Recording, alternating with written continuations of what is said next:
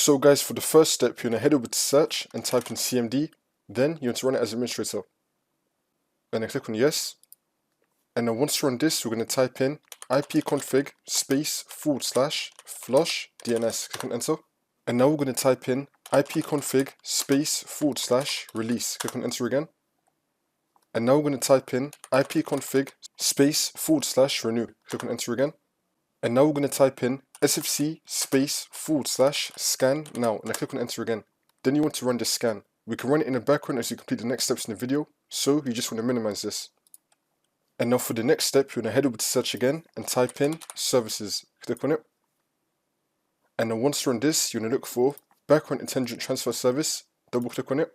Change the startup type to automatic. And then click on start. And then click on OK. And now you're going to click on W on your keyboard. You're going to scroll down till you find Windows Update. Double click on it. Change the startup type to automatic. And then click on start, which will then make the service status running. And then click on OK. And now for the next step, you're going to head over to search again and type in date and time settings. Click on it.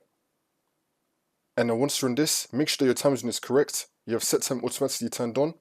And then click on sync now.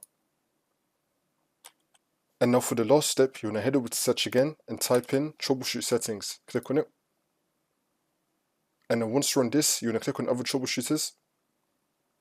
And then you're going to find Windows Update. Click on run. And then you want to run this. Once it's been completed, you just want to restore your computer.